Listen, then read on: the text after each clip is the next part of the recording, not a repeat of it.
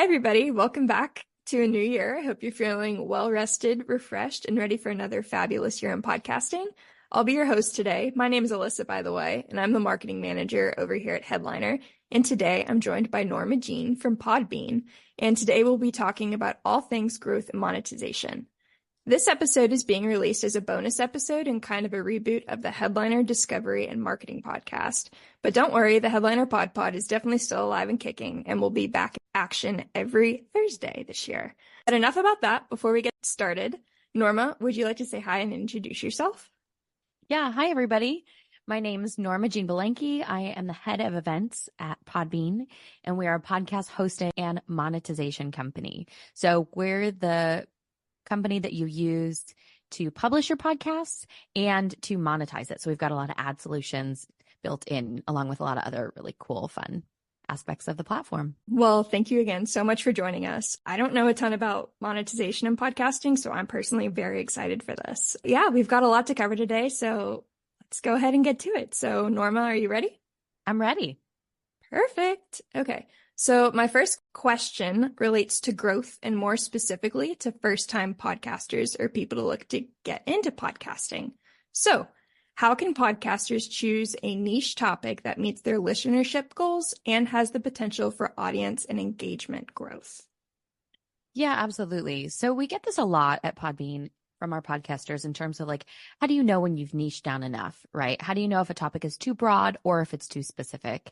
And that's really going to be different for every podcaster. So, the first thing I would say is think about your overall topic, right? Let's say, do you have an example that we can go with, or should I use mine? Use yours, because mine will be obscure. No, I like obscurity. Go for it. Horses. I'm a horse girl. Great. So. Oh, okay. All right. So let's say you want to have a podcast about horses. You're a horse girl. You're all about it. You're all about the equestrian life. So if you wanted to have a podcast about horses, maybe horses is a bit too broad, right? And so maybe you also want to talk about riding your horse, or you want to talk about taking care of your horse, maybe owning a horse, or if you ride very often, maybe I think horse people correct me if I'm wrong here, but I think sometimes you can share a horse with other people, right? So maybe you want to talk about that aspect of it. Maybe you want to talk about all the gear you have. So in terms of horses, maybe I would say that's a pretty broad topic, right? So maybe you want to niche it down to horse riding, right? So maybe riding horses. And then maybe something that would be a little bit niche would be all of your tack, right? Like if you want to have a podcast, maybe just all about the equipment, that might be something that's a little bit too niche, right? Because horse equipment is different for every sport for every equestrian sport, pretty much. So I would think. So let's say, you would niche it down to riding horses, maybe even specifically the sport that you are competing in or that you engage in, whether it's, trail riding or cross country eventing or something like that. Awesome. Well, I feel like you actually know a lot about horses. Just nobody ever calls out cross country. So I would be interested. I would listen to that podcast. Yeah. So the idea is that you want to take kind of your overall general topic and you just want to make sure that, it's not so broad that everybody, whoever has ridden a horse, will kind of find it, but then not really engage or be interested. And then it's not so specific that you alienate people that, are interested in your overall topic or, how you engage specifically, in this case, with horses. Awesome. Well, okay. So once you've found your topic and you've honed down on your niche, in terms of audience building, what kind of initial steps can podcasters take to promote their podcast in new episodes or even just attract those new ears? Yeah, absolutely. So there's a lot of things before you launch your podcast that you want to consider. And there's a lot of things right when you launch your podcast that you just want to have lined up and really kind of ready in terms of processes that you're going to have organized. So before you launch, it's important to have a bit of a plan. And at Podbean, we've got a lot of resources. We have something called Podbean Academy, which is like free courses. And we host virtual events every month on how to launch your podcast, growth marketing, that kind of thing. And it's something where, let's say before you launch, you're going to want to think, okay, every week, what do I have the bandwidth for? Do I have the bandwidth to send out an email to everybody who registers for my newsletter? Do I have the bandwidth to post on every social platform that I think my listeners might be on, or maybe the top 2 or the top 1 platform? Do I have the bandwidth even to produce a show every week and to think about that frequency? So that's really important, number one, because People, psychologically, there's these subconscious patterns that people, rely on. So if you say, hey, my show's going to be weekly, but a month in, you start to say, oh, I didn't get to it this week, right? Or, oh, hey, maybe it's been a couple of months, or, oh, I moved on to something else. It's not really going to promote your show in terms of that consistency. So consistency, I would say, is one of the top tips. And there's a lot of things you can do in terms of that consistency, right? But pick the things you can do. That's number one, right? And maybe your podcast is going to come out every week. Maybe it's going to come out multiple times a week. If you're super ambitious, maybe it's going to come out every 2 weeks. Maybe it's going to come out every month, but it's important to have that consistency. That's number one. I'd also recommend having a trailer, and a trailer is really important because it gives people a little bit of a chance to check out your show without the commitment of really following or listening to a full episode. And you can launch your trailer before you publish your first episode. So what a lot of shows do is that you'll create a beautiful trailer. You'll publish it as your first episode. And at Podbean, you can label it as a trailer. So in a lot of directories, such as Apple Podcasts, that kind of thing, it'll be marked as a trailer. And that's a really cool feature. So before your first episode comes out, you can already start promoting. So you can already create that runway, which is really important. In terms of growth and audience development, once you've launched, it's important to engage with your listeners, right? So the first thing I would say is, and this is kind of a really simple one. And I'm sure you guys talk about this at Headliner, but don't just post on social media and kind of leave it there. Engage with your audience, right? If somebody leaves a comment back, say thanks, right? Like for like, jump in there and work on connecting with people in your community. I think that that's a really important thing. On the horse example, right? Find other people who like horses and engage with them. There's also Facebook groups for a lot of the topics and interests that people have and start podcasts on. And so you can join those groups. You can engage with people online about your topic. Additionally, I think the network that you create with your podcast is really important. And that can also be in the form of guests that you have on your show. So maybe, there's a guest or there's somebody in the space who is on a similar journey with horseback riding. We're running with this example. We're running with it. I'm here for running it. with it. I'm a horse girl now at this point. Maybe you want to find other people who are experts or who are on the same journey as you, and you want to have them on the show. And so they'll promote it to their networks. And so more people within the niche and interest of your podcast are going to be able to find it, like the content, and engage with it. So that's another really important aspect. And like I mentioned before, that consistency is really key. Just know that you can grow your show and you can build these things out as you go. But if you promise too much in the beginning, it can be a little bit difficult to get that audience trust back. That's awesome. I mean, yes, we're always screaming to the mountaintops, please engage in your audience. Putting stuff on social media, of course, is a great way to get discovered and get listenership. But if you aren't engaging, then it's so hard to retain that audience and that following and get in people's algorithms. So love that you said that. But kind of in that same vein, thinking about our next question, how important is social media and podcast promotion realm? And because it's a new year, are you kind of predicting any platforms that are going to be like the it platform or trends in podcasting? Yeah, well, I mean, once again, it depends on your topic, right? If you have a business podcast, LinkedIn is where you want to be. There's a lot of other great examples of podcasts that have just taken off and gotten exponential growth on TikTok. That's a really big one. But it's also important to understand your commitment and where the audience is. We have a lot of podcasters at Podbean who've gotten incredible amounts of exposure and growth through TikTok, but also, that really ventures into content creation. How much time are you going to spend with a green screen, making your TikTok, almost making a trailer for each episode, which is great if you have the time and the bandwidth. Don't get me wrong. But if you don't, it's something that is important to think about in terms of consistency. In terms of the importance of social media, it's where a lot of people are going to find your show. It's where a lot of people are going to be able to engage with you, engage your guests. It's also a little bit of a way to promote and thank your guests for coming on, right? To tag them and to repost them and to say, hey, this person's on the show and they have such great experience. They've won so many medals, horseback riding, whatever it is. But it's something where, in terms of social media, a lot of the time, people who listen to podcasts, you don't listen to a podcast on social media necessarily, right? So if you're on Instagram and somebody sees a podcast they like, there's going to be a few more clicks in between that social media and the app where somebody is going to listen to the podcast, which in the industry is called a directory, right? So it's the app or the platform where you would actually listen. That being said, I mean, I think in terms of your podcast, it's not just audio, right? It's the brand that you're creating. It's the guests that you have on. And especially, when you go down the line in terms of bringing in sponsorship or monetization, a lot of those marketing channels can really add value for your sponsors as well, right? So if you're new to monetizing your podcast, it's something where, maybe we're going to go with the horse example again. Here we go. Maybe there's like an event or an upcoming show for horses or a horse brand product that, maybe a good fit for your show, and you have a decent listenership in that audience. You can reach out to them and you can say, hey, this is the show and these are some of the big guests that I've had on. And maybe this is some of the downloads we get if you've established that you have consistent downloads and you're growing the show. But we also have, our overall reach, which is this is how many people sign up for the newsletter. And this is how many people we reach on Instagram. And this is how many TikTok followers we have. And so for anybody who is sponsoring your show, they're also going to be able to benefit from that reach as well. So social not only plays into the success of people finding your show, but continuing to listen and get excited about new episodes, promoting your guests, and supporting your sponsors. Awesome. Well, that's just such great information and tips. And I couldn't agree more. Podcast promotion, especially when you're looking at growing, it's so individualistic and it's unique to each show. So it's really important to dig into your analytics. And like we were talking about, looking at that qualitative feedback for some signals, figuring out type of content that people are liking, that's resonating, and ultimately something that you can execute on consistently to grow your followership.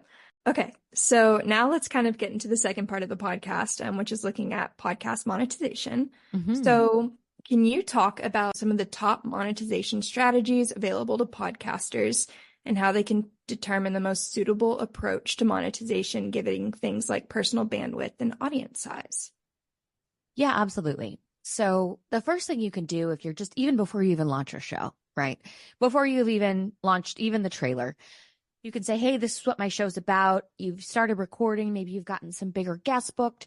You can go to businesses that that are within your niche and say, hey, I just want you to know I'm going to launch this podcast. And this is the energy and the input that I've put into it. And these are the guests that I have on that are already confirmed or recorded. And, this is what I'm doing. And then you can put together a marketing package and a one sheet for potential sponsors. So any podcast of any size can do that. And that's really where you're going to go individually to the businesses that can support your podcast and that are a good fit. And you're going to build that relationship one-to-one. And so any podcaster at any point can do that. And I think that that's really important, especially for specific niche podcasts. For example, we have a podcast with us called DNA Today, and it's all about genetics, right? So their sponsors are not going to be horse brands, right? Like we're talking about a horse podcast or a podcast on horses or an equestrian podcast, one of those. But it's something where, approaching the businesses within your niche that are going to gain value, right? Who are going to be able to and want to align themselves and their products and their services with some of the guests and experts that you have on your show is really important. So that's number one. And that would just kind of be a direct approach. And you can say, hey, I'm going to run this ad on my podcast. It'll be a 30-second or 1-minute ad. From there, there's a couple of ways that you can put that ad on the podcast. And so let's talk about that next. So once you've got the ad, and usually the host will record it themselves, and that's called a host read ad. And if you're listening to a podcast and the host offers a personal endorsement, statistically, it does better because the audience trusts the host, right? Your audience of your podcast trusts you. They trust you to create good content. They trust your taste. And so you can say, hey, this is a product that I've tried. Make sure you try the product. That I like. Make sure you like the product. And that I think maybe, you'll like it too. Give it a try. Here's a discount code, that kind of thing. And so that would be called a host read ad because the host reads it. Now you can insert that ad to your podcast in several ways. The original way and the oldest way that people have been doing it is called baked in. And that's where it's part of the original audio of your podcast episode. And so baked in ads are pretty popular, but once an ad's in your episode, you can't change it.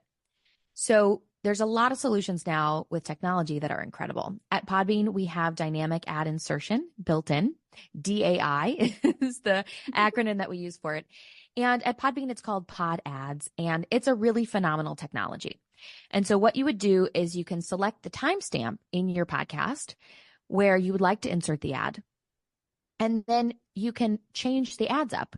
So if you're a podcaster, what we love about podcasting is that a lot of shows have been around for years and years, and you develop a rapport with the host. The host develops a rapport with your audience. And one of the things that's great about that is that you can serve fresh ads on your entire back catalog. So maybe you have an episode from 5 years ago that's really great, right? And it's one of your most popular episodes. And even now, it still gets significant downloads. You can continue to monetize that episode with fresh ads. You can continue to sell those ad slots continually. So you can keep selling them and keep generating revenue from the content that's evergreen. So that's a really cool thing. And Podbean, you literally upload the ad, you insert it into the episode. You can select all your episodes. You can select whichever episodes you want. It's a really cool technology. So that's called Pod Ads. At Podbean, we also have an ads marketplace, and that's kind of an online marketplace forum where you can list your podcast, and people who want to buy ads on podcasts can find your podcast and buy ad campaigns. As a podcaster, you can, approve them and make sure they're a good fit for you. And then literally people will find your podcast and book ads through your show, which is a really cool feature as well. And our ads marketplace, it's free. You can sign up. It's phenomenal. So that's also built in. And then the third kind of digital ad is called programmatic. And programmatic is a really interesting ad format. We also have it at Podbean, so you can opt in. And it's where ads are served in near real time. And so it's done with servers. And you have a demand side platform and a supply side platform, and it's all very technical. But basically what happens is that as someone's listening, the ad will get served into the show. And so that's also really cool because as a podcaster, you don't have to do anything. You just sign up and then the ad will automatically be inserted into your show. And you can select at Podbean, if you don't want any political ads or anything like that, sensitive topics, we have options to opt in or out of those kind of things. It's a really cool thing because then you don't have to think about it. You don't have to manage it, and you can just get a check, which is, I think, really what most people want when they think about monetizing. That's so awesome. So kind of more impromptu, there are a lot of ways that you can kind of almost like filter the type of content that's being featured on your show if you are trying to monetize it. Some things that we talk to podcasters is people are always concerned about their brand, of course, and put it the best foot forward. So are there like a lot of ways that you can control the type of content that's being monetized on your podcast? Yeah, absolutely. So with the ads marketplace, you get approval. So anybody that wants to buy an ad on your show, you get to approve it. With the first example that I gave in terms of that DAI, dynamic ad insertion, you would be, uploading the ad yourself. So you'd have approval.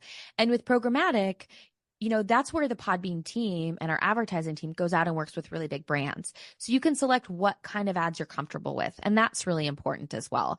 And then based on the demographics of your listener, they'll just be inserted automatically. So you won't necessarily get to approve the company specifically because it's served in almost, near real time, down to the microsecond.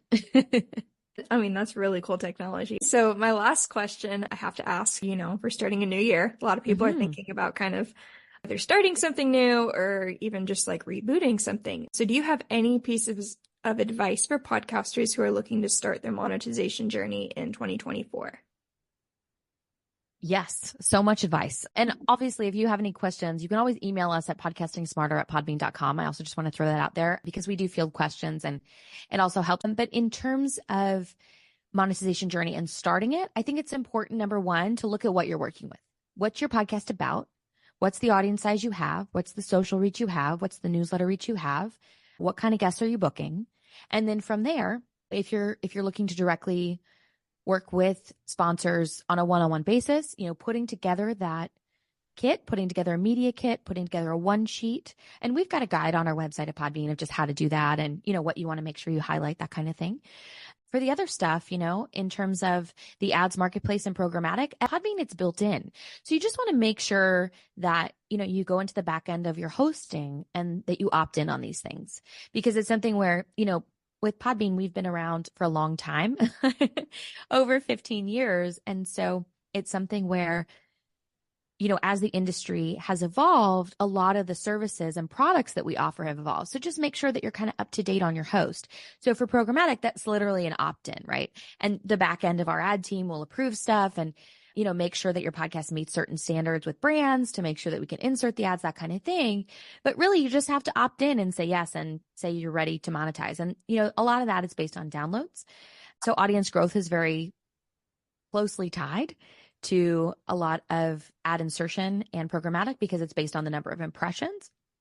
And so it also ties in with that audience growth of how can you engage with your audience more? How can you continue to grow your audience? And I think also, we mentioned audience engagement and a few other things, but I think also, having a call to action is really important as well. If you give people something specific to do, they're more likely to do it.